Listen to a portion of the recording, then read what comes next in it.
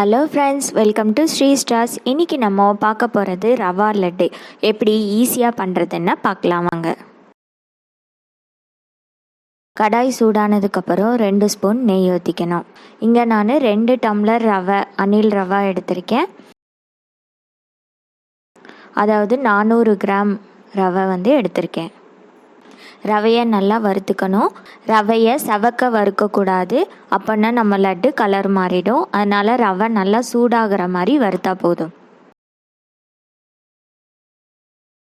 சூடு ஆறுனதுக்கப்புறம் ரவையை மிக்சி கப்பில் சேர்த்தி விப்பரில் போட்டு எடுத்துக்கணும்.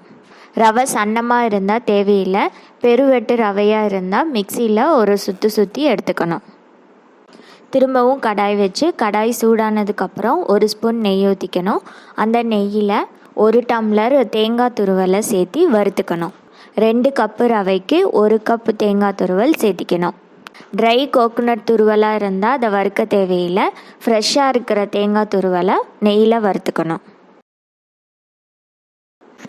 திரும்பவும் கடாய் வச்சு கடாயில் நெய் ஊற்றி நெய் சூடானதுக்கப்புறம் நம்மளுக்கு தேவையான அளவு முந்திரி திராட்சையை நெய்யில் வறுத்து எடுத்துக்கணும்.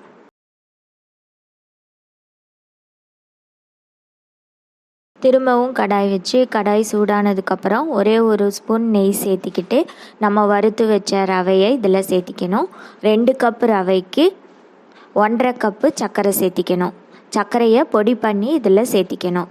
அதாவது 1 கப்புக்கு 3/4 கப்பு சர்க்கரை சேர்த்திக்கணும். இங்கே நம்ம 2 கப் ரவை எடுத்திருக்கனால 1.5 கப் சர்க்கரை இதில் சேர்த்திக்கிறோம்.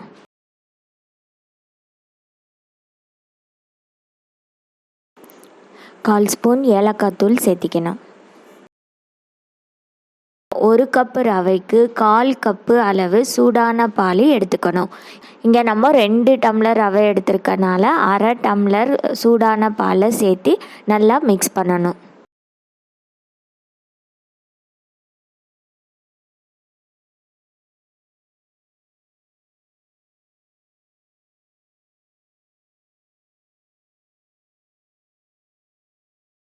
நம்ம வறுத்து வச்ச தேங்காய், முந்திரி, திராட்சை எல்லாத்தையும் இதில் சேர்த்திக்கணும்.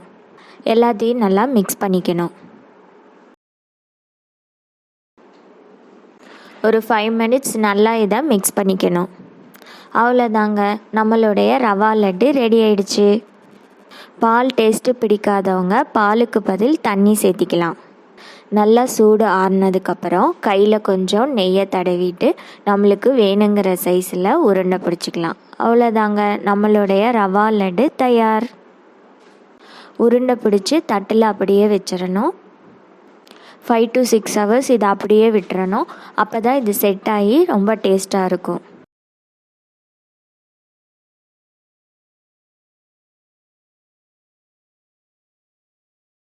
இப்போ நம்ம எடுத்திருக்க மெஷர்மெண்ட்டுக்கு 30லேருந்து 35 லட்டு வரும். ஓகே ஃப்ரெண்ட்ஸ், இந்த ஈஸியான ரவா லட்டை எல்லோரும் ட்ரை பண்ணி பாருங்கள். எப்படி இருந்ததுன்னு கமெண்ட் பண்ணுங்கள்.